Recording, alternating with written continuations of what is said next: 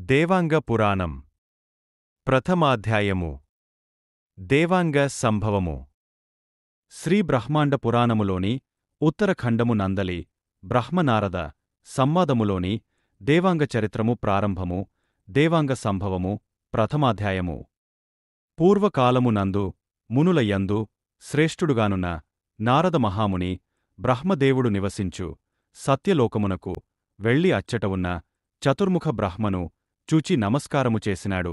బ్రహ్మ ఎవని ఆజ్ఞాచే బ్రహ్మ విష్ణు మహేశ్వరులు లోకములను సృజించుట పాలించుట సంహారము చేయుట అను క్రియలు నిర్వర్తించుచున్నారో అదే విధముగా ఈ సకల ప్రపంచముల యొక్క పుట్టుకను నిలకడను ప్రళయమునకు కర్తవ్యమును నిర్వర్తించు పురాణపురుషుడు శుభములను కలుగజేయునట్టి ఆత్మస్వరూపుడు ఎవరు?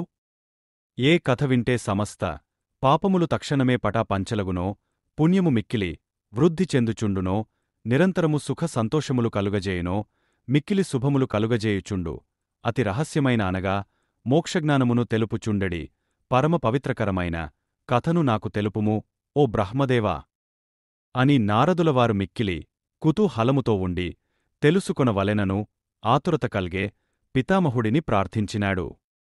అప్పుడు సృష్టికర్తయైన బ్రహ్మదేవుడు నారదా వినుము వినుము మహారహస్యమైనది మిక్కిలి సంతోషమును కలిగించునదియు మహాప్రాచీనమైనదియు మిక్కిలి శుభములు కలిగించునదియును శివుని మహిమను దివ్యముగా వర్ణించునది అయిన మంగళకరమైన పరిశుద్ధమైన దేవాంగ మహాముని కథను చెప్పెదను మిక్కిలి భక్తి శ్రద్ధలతో వినుము నారద మహాముని అని బ్రహ్మదేవుడు పలికినాడు. ఈ దేవాంగ మహాముని కథ వినుట వలన మిక్కిలి అధికమైన పుణ్యమును పొందగలరు. వారికిగల సకల పాపములను నశింపజేసివారికి సుకృతములు కలిగించునట్టి కథ ఇది. కావున నీవు వినవలసిన కథ ఇది. సకల చరాచర ప్రపంచమునంతటిని వ్యాపించియుండు వాడును ఈతనికి ముందు ఎవ్వరునూ ఏదీను లేకుండా ఉండి అద్వితీయమైన అఖండానంద శక్తి కలిగినవాడును సచ్చిదానంద స్వరూపుడును అనంతుడునే నిర్వికల్ప కోటి సూర్యకాంతిని మించిన ఒక దివ్యజ్యోతి సృష్టి ఆరంభమునకు పూర్వము అఖండమై దీప్యమానముగా ప్రకాశించుచుండెను. ఆ జ్యోతినే పరంజ్యోతి అని పిలిచెదరు. ఆ పరంజ్యోతి అనంతకాలం నుండి ప్రకాశిస్తూ ఒకానొక సమయమునందు తనకు ఆనందము కలిగించుట కొరకే తన నుండి ఒక జ్యోతిని బయటకు వెడలించెను. ఆ కాంతిపుంజము ఒక దివ్యపురుష రూపము ధరించెను.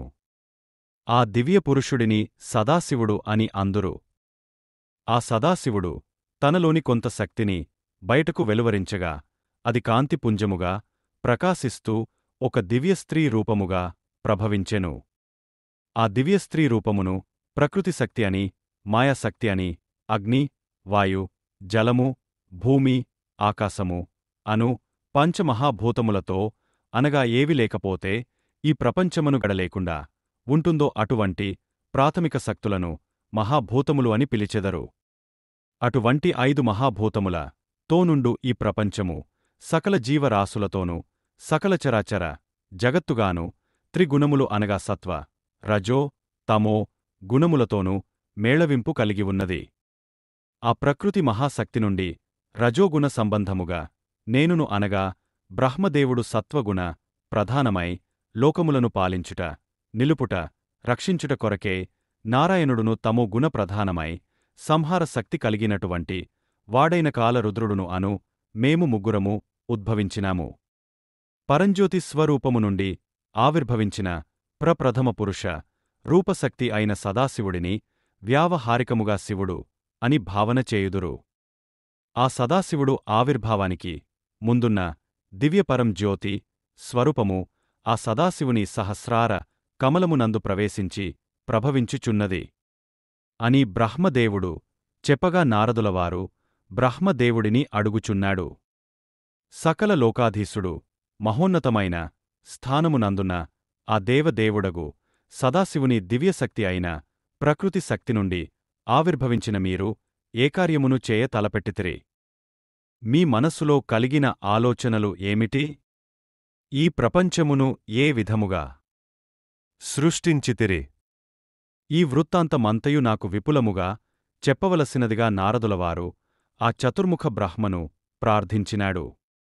అప్పుడు బ్రహ్మదేవుడు, నారదా, నీవు మిక్కిలి బుద్ధి కౌశలము కలవాడవు.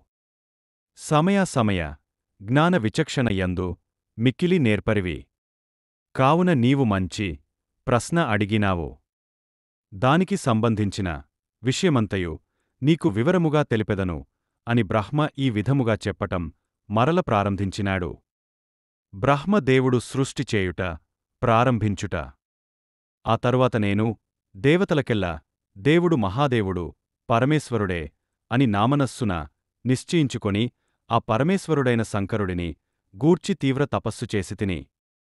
అంత నేను చేసిన తపస్సుకు మెచ్చి ఆ పరమేశ్వరుడు ప్రత్యక్షమైనాడు. అప్పుడు నేను ఆనంద భాష్పములలో కన్నుల నిండుగా ఉండి ఆ శివుడుని ఈ విధముగా స్తుతించినాను. నమస్తే దేవదేవేశ, నమస్తే పార్వతీపతే, నమస్తే నీలకంఠాయ, నమస్తే శూలపాణయే, నమస్తే నాగభూషాయ, నమస్తే చంద్రమౌళియే, నిత్యాయ నిర్వికారాయ సదానందాయ ధీమతే, వేద వేదాంత వేద్యాయ నమస్తే పరమాత్మనే. దేవదేవులకు ఈశుడా నీకు నమస్కారము, పార్వతీ వల్లభుడా నీకు నమస్కారము. నీలము రంగు కలిగి ఉన్న కంఠము కలవాడా నీకు నమస్కారము. శూలమును చేతియందు ధరించి ఉన్నవాడా నీకు నమస్కారము.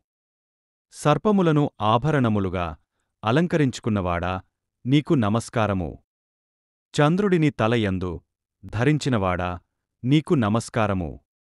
నిత్యుడుగాను వికారరహితుడుగాను ఎల్లవేళలయందు ఆనందముతో నుండువాడుగాను మహాజ్ఞానము కలవాడవుగా ఉండి వేదములు వేదాంతములు మొదలగు పవిత్ర గ్రంథములు చదివిన వారిచే తెలియబడినవాడా పరమాత్మ స్వరూపుడవు అగు పరమేశ్వరా నీకు నమస్కారము అని ఈ విధముగా స్తోత్రము చేసిన పిదప ఆ సర్వేశ్వరుడు మిక్కిలి ఆదరముతో నాకు చెప్పిన మాటలు నీకు చెప్పుచున్నాను. నారదా వినుము. శివుడు ఈ విధముగా చెప్పినాడు. ఓ మిక్కిలి అదృష్టము గల బ్రహ్మదేవుడా, నీవు చేసిన తపస్సుకు చాలా సంతోషించితిని. మహా ఆనందపడితిని. బాగు. కావున నీమనస్సులో ఉన్న కోరికను కోరుకోవయ్యా. దానిని నీకు ప్రసాదించెదను అని శంకరుడు ఆ బ్రహ్మదేవునితో చెప్పెను.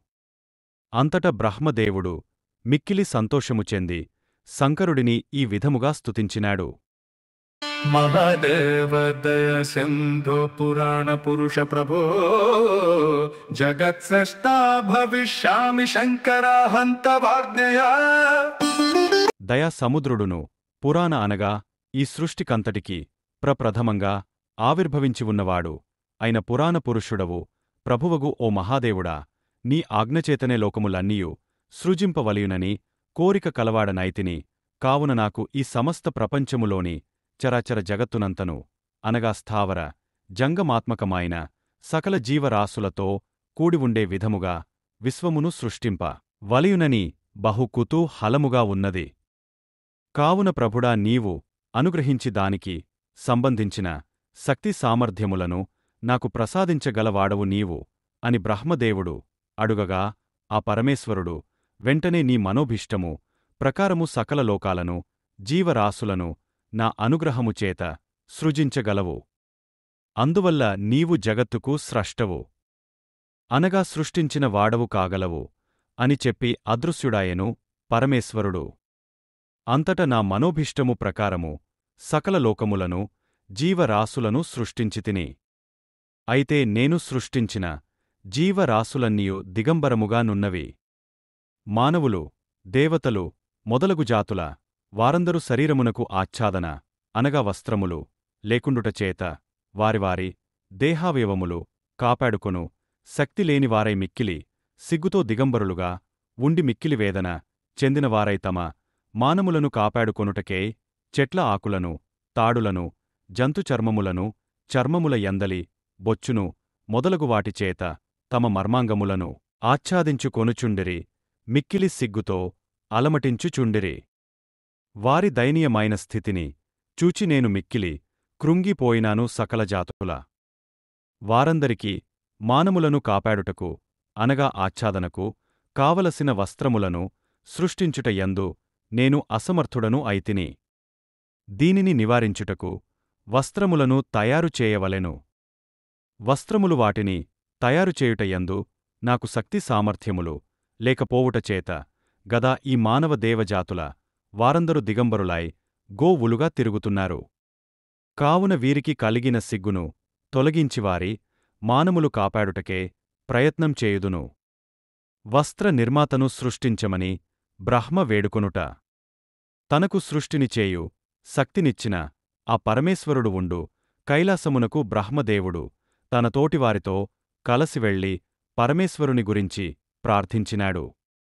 ఆ కైలాసమునందు వజ్రసింహాసనమందు ఆసీనుడై ఉన్న పరమేశ్వరుడిని జంతువుల బొచ్చును, జంతుచర్మములను, ఆకులతోనూ తాడులతోనూ తమ శరీరములను కప్పుకొని ఉన్న ప్రమధుల చేతను, దేవతల చేతను, గంధర్వు చేతను, ఇంద్రుని చేతను, రాక్షసులు, కిన్నరులు, కింపురుషులు, యక్షులు, గరుడులు, సిద్ధులు, చారణులు, విద్యాధరులు, ఆదిత్యులు, వసువులు, ఉగ్రమూర్తులైన రుద్రుల చేతను సేవింపబడుతున్న అవ్యయుడు అనంతుడు అయిన ఆ శంకరుడినిగాంచిన బ్రహ్మదేవుడు ఈ విధముగా స్తోత్రము చేసినాడు.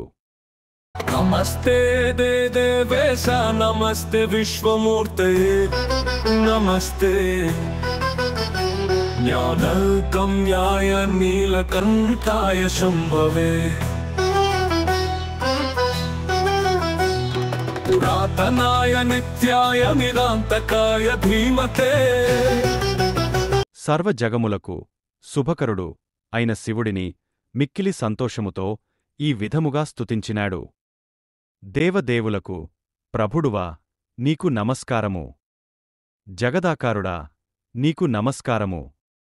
జ్ఞానము చేతనే తెలియబడినవాడా నీకు నమస్కారము. నీలము రంగు కంఠము కలవాడవు సకల శుభములను కలిగించుటకు మూల కారణమైనవాడా నీకు నమస్కారము. సృష్టికంతటికిని ప్రప్రథపురుషుడవైన ఓ పురాణపురుషుడా నిత్యుడవు అనగా శాశ్వతుడవు అయి నిర్భీకుడవును జ్ఞానవంతుడవు నీకు నమస్కారము అని బ్రహ్మస్తుతించగా అందులకు మిక్కిలి సంతోషము చెందిన ఆ శంకరుడు చతుర్ముఖ బ్రహ్మను చూచి నీవు క్షేమమే కదా, నీవు సృష్టించిన లోకములన్నీయు క్షేమమే కదా, స్థావర జంగమాత్మకమైన ప్రపంచమును సృష్టించినావు, అందున్న సకల జాతులవారు క్షేమమేనా అని పరమేశ్వరుడు అడుగగా దానికి తమరి అనుగ్రహము వలన అంతయు క్షేమముగానే యున్నది. కాని నేను సృష్టించిన దేవజాతులు మానవులు తమ మర్మాంగములకు ఆచ్ఛాదన లేక మిక్కిలి సిగ్గుచెంది మహాదైన్యమును చెందుతున్నారు. వారికి కలిగిన ఈ కష్టమును తొలగించుటకే నాకు శక్తి చాలదు. మీరే ఈ సమస్యకు పరిష్కారము చూపవలెను మహాదేవ అని బ్రహ్మదేవుడు విన్నవించెను. అందులకు పరమేశ్వరుడు ఈ సృష్టి కార్యమునంతయు దిగ్విజయముగా నెరవేర్చిన వాడవు. వస్త్రములను సృష్టించి అందరికి ఇచ్చివారి మానమును కాపాడవచ్చుగదా, ఎందులకు ఈ పని నిర్వర్తించలేకపోవుచున్నావు? దీనికి గల కారణమేమిటి అను విషయములను పరమేశ్వరుడు అడుగగా బ్రహ్మదేవుడు వినమ్రతతో కూడి చేతులు జోడించి పూర్వకల్పములో అనగా ఇదివరకు జరిగిన సృష్టిలో అనగా 432 కోట్ల మానవ సంవత్సరాల కాలము 1200 సంవత్సరాలు దేవతలకు అగును. ఈ కాలాన్ని మానవ కల్పము అందురు. మానవునకు 1 సంవత్సరము కాలము దేవతలకు 1 రోజుతో సమానము. పూర్వసృష్టియందు దేవ మునీశ్వరుడు అగుమనువు అను నతడు వస్త్ర ప్రదానము చేసియున్నాడు. అతడు పూర్వసృష్టి కల్పాంత కాలములో నీ సాయుజ్యము పొందెను. వస్త్రములను నిర్మించు శక్తి అతనికి తప్ప ఇంకెవ్వరికి లేదు. కాబట్టి నీ యందే సాయుజ్యం పొందివున్న వస్త్రప్రదాత అయిన మనువును తిరిగి సృష్టింపుము. అతనికే ఈ వస్త్ర నిర్మాణ శక్తి ఉన్నది. కావున మీరు ఈ విషయమై ఆలోచించండి అని బ్రహ్మదేవుడు పరమేశ్వరుడికి చెప్పినాడు. దేవాంగుడు ఆవిర్భవించుట. అప్పుడు శంకరుడు అర్ధనిమిలిత నేత్రములతో కూడి మనస్సునందు ధ్యానించగా శివుని ఫాలలోచనము నుండి ఒక అద్భుత కాంతిపుంజము వెలువడినది. అది కోటి సూర్య ప్రభాజనితమైన వెలుగుతో ప్రకాశించుచు కొంతసేపటికి ఒక దివ్యపురుష రూపమై వెలుగొందుచుండినది. చటిలో వల్కలధరో దండాజిన కమండలుః బిభ్రాణపటు తేజస్వీ గర్భయుక్తాంగుళీ ప్రభు రుద్రాక్షకృతకేయూరహార కంకణ శోభితః వినీతిర్విమల జ్ఞానో మేధావీ విజితేంద్రియః సూర్యకోటిప్రతీకాశ తేజసా భాసయన్ దిశః యజ్ఞోపవీతం బిభ్రాణ సర్వకర్మసు సాధనం హవుదార గుణ సంపన్న సత్యవాదీ బుధవ్రతః చాతుర్యయుక్తి నిపుణ కుశలీ కీర్తిభూషణః.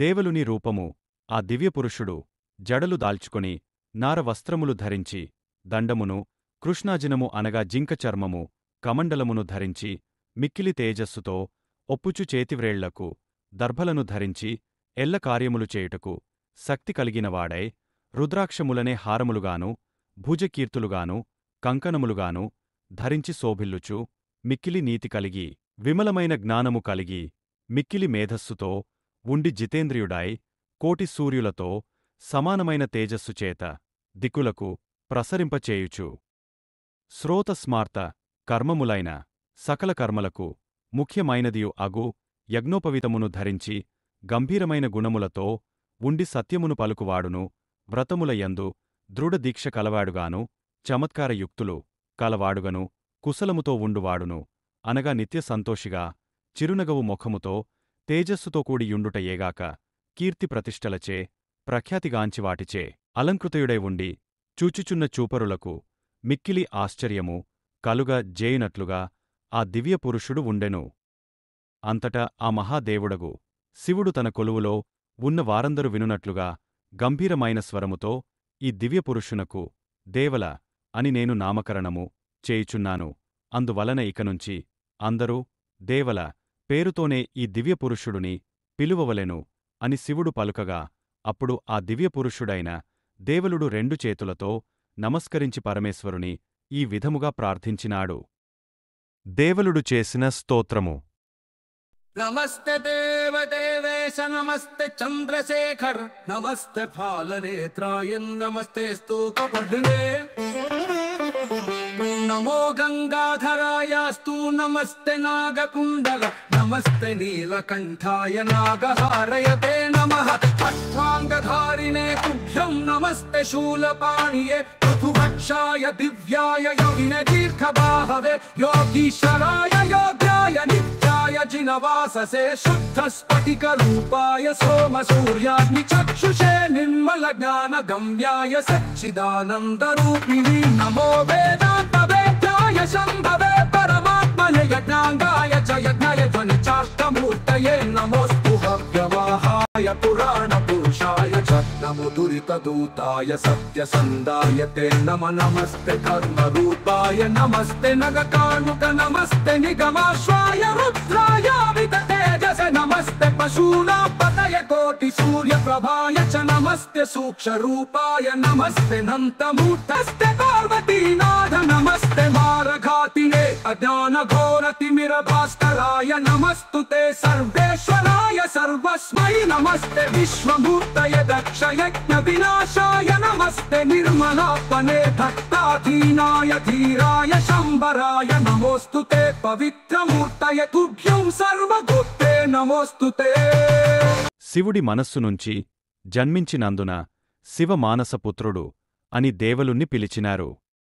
ఆ శివమానస పుత్రుడుచే అనగా సాక్షాత్తు దేవులునిచే స్తుతింపబడిన ఈ స్తోత్రము పరమపావనమైనది, మహిమాన్వితమైనది, పరిశుద్ధమైనది, అమిత శక్తి కలిగినటువంటిది. అది దేవదేవులకు ఈశ్వరుడవైన నీకు నమస్కారము. చంద్రుడుని శిరస్సునందు ధరించినవాడా నీకు నమస్కారము. నొసట కన్ను కలిగిన అనగా ఫాలనేత్రం జ్ఞాననేత్రం వాడా నీకు నమస్కారము. జటాజూటము కలవాడా నీకు నమస్కారము. గంగను శిరస్సునందు ధరించినవాడా నీకు నమస్కారము. సర్పములను కుండలములుగా ధరించినవాడా నీకు నమస్కారము. నీలి రంగు కంఠము కలవాడా నీకు నమస్కారము. పాములను హారములుగా భూషణములుగా ధరించినవాడా నీకు నమస్కారము. మంచపు కోడును హస్తమునందు ధరించినవాడా నీకు నమస్కారము. సత్వ రజో తమో గుణములను అదుపులో ఉంచుట కొరకే త్రిశూలమును చేత ధరించినవాడా నీకు నమస్కారము.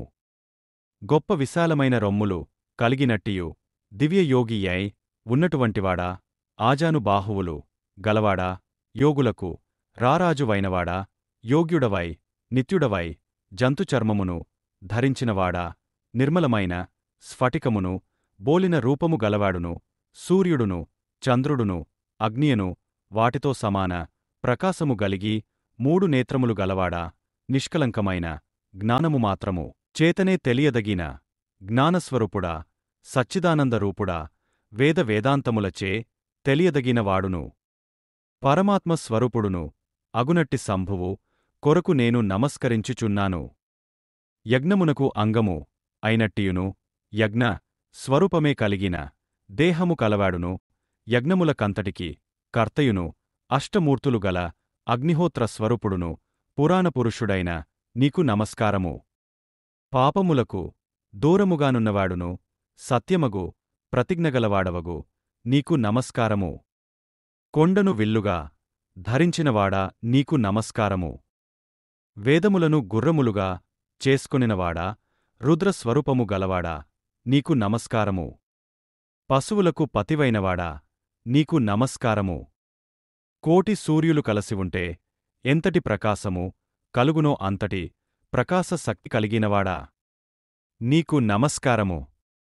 సూక్ష్మ స్వరూపముతో నుండువాడా నీకు నమస్కారము. అనంతమైన రూపము కలవాడా నీకు నమస్కారము. పార్వతీదేవికి ప్రీతిపాత్రుడవైన పార్వతీరమణుడా నీకు నమస్కారము. మన్మధుని భస్మము చేసినవాడా నీకు నమస్కారము. అజ్ఞానమనే గాఢాంధకారమును మిక్కిలి వేగముగా తొలగించువాడా నీకు నమస్కారము. సర్వసమస్తమునకు ప్రభువైనవాడా నీకు నమస్కారము. సర్వస్వరూపుడును ప్రపంచమే మూర్తిగా గలవాడా నీకు నమస్కారము. దక్షుని చేత చేయబడే యజ్ఞమును ధ్వంసం చేసినవాడా నీకు నమస్కారము. నిర్మలమైన ఆత్మ కలవాడా నీకు నమస్కారము. భక్తులకు సులభముగా ఆధీనుడవై ఉండువాడా నీకు నమస్కారము. మిక్కిలి ధైర్యమును కూడియుండువాడా, మాయను ఆధీనమునందు ఉంచుకొనినవాడా నీకు నమస్కారము. పరిశోధకమగు మూర్తిగలవాడా, సర్వరక్షకుడా నీకొరకు నమస్కారము అని దేవలుడు పరమేశ్వరుడిని ఈ విధముగా స్తుతించి పరమేశ్వరుడితో దేవలుడు ఈ విధముగా పలికినాడు. దేవలుడు నన్ను ఎందుకు సృష్టించినావు అని అడుగుట, శంకరా, నన్ను ఎందులకు సృష్టించితివి?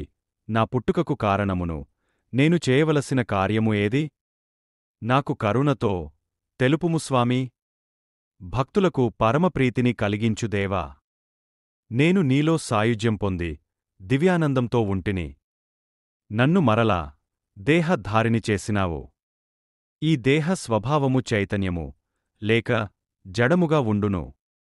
నిత్యము నశించు స్వభావము కలది. అనేక దుఃఖములు ఈ దేహము వలన అనుభవించవలసి ఉండును. ఈ దేహము పంచభూతములైన పృథ్వీ, అగ్ని, వాయువు, జలము, ఆకాశము అనువాటి యొక్క సమ్మిశ్రమముతో ఉండి పంచవాయువులైన ప్రాణ, అపాన, వ్యాన, ఉదాన, సమాన అను వాయువులతో కూడి ఈ దేహము ఉండును. దీనికి 10 ఇంద్రియములు అనగా కన్ను, ముక్కు, చెవి, నోరు, నాలుక వాటితో కూడి ఉంటుంది. మనస్సు, బుద్ధి, చిత్తము, అహంకారము అను వాటితో నిండి ఉండినది ఈ దేహము.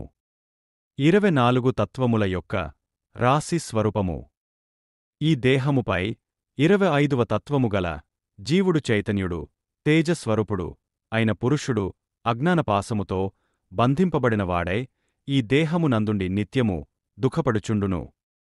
వర్ణించడానికి వీలుపడనిది అగు అజ్ఞానము వలన అవివేకము జనియించును.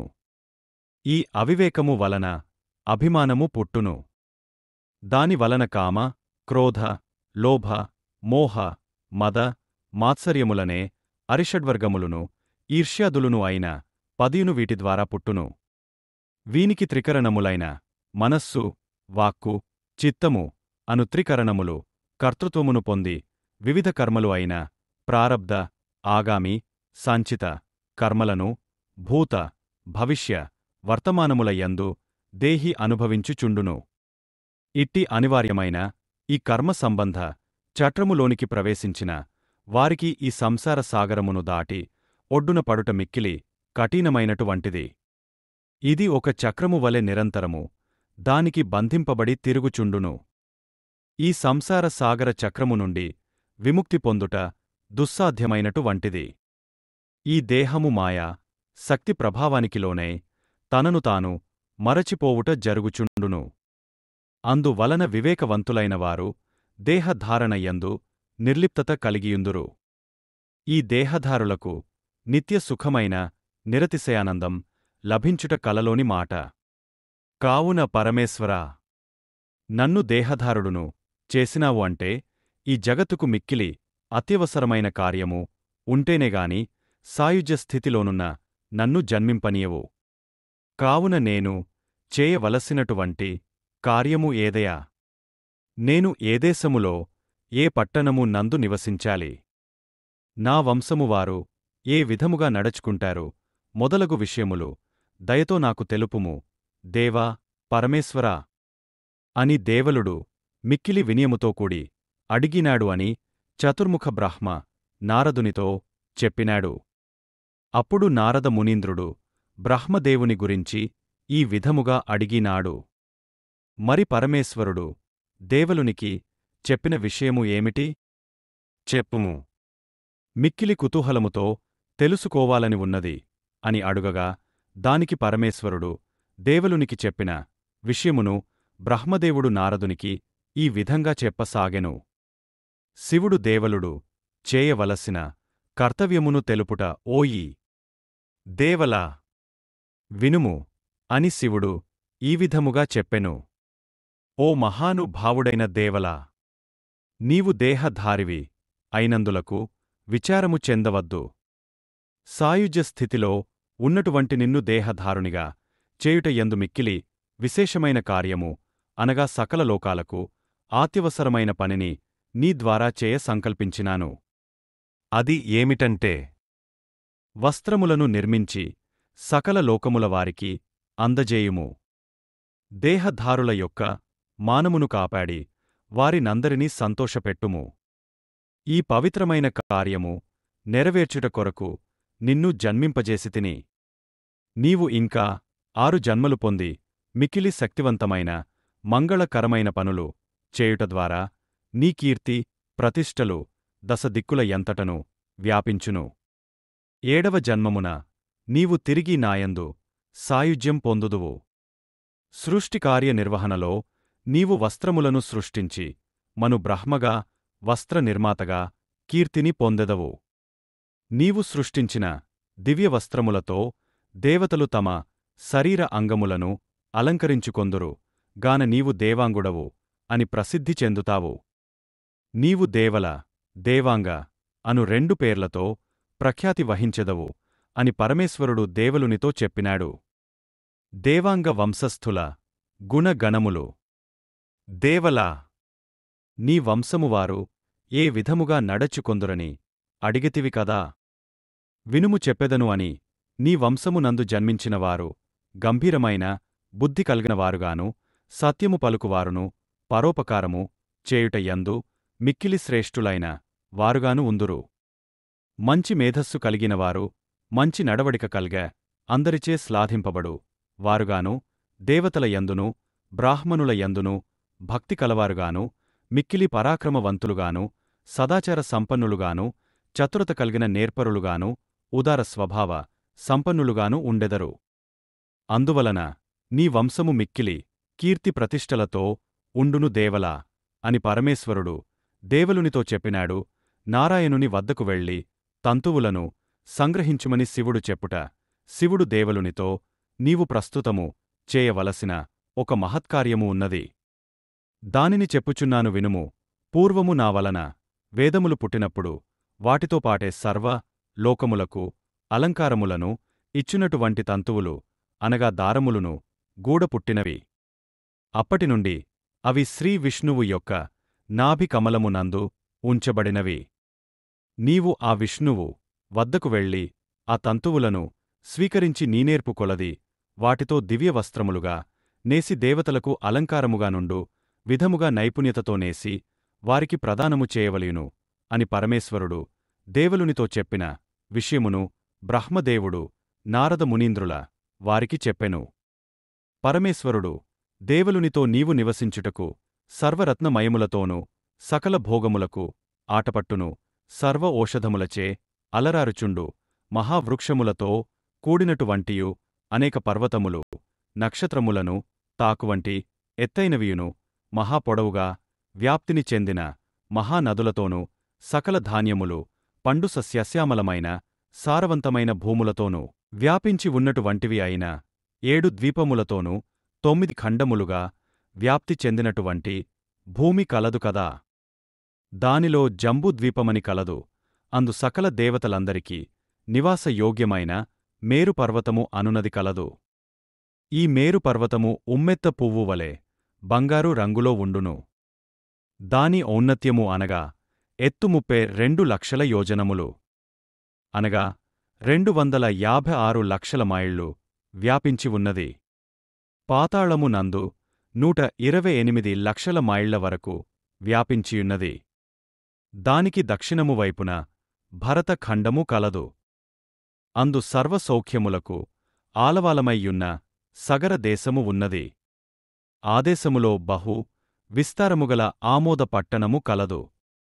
అది స్వర్గము అయిన ఇంద్రుని అమరావతిని మించి ఉన్నప్పుడు దానిని వేరుగా వర్ణింపవలెనా? నీవు ఆ పట్టణమునకు రాజువై రాజ్యమేలుతుండుము. ఈ విధముగా శివుడు ఆజ్ఞాపించగా మంచిది అని పలుకుతూ అతనికి నమస్కరించి దేవలుడు విష్ణుమూర్తిని చూచుటకే క్షీరసాగరమునకు బయలుదేరెను. Please like, share and subscribe, also comment.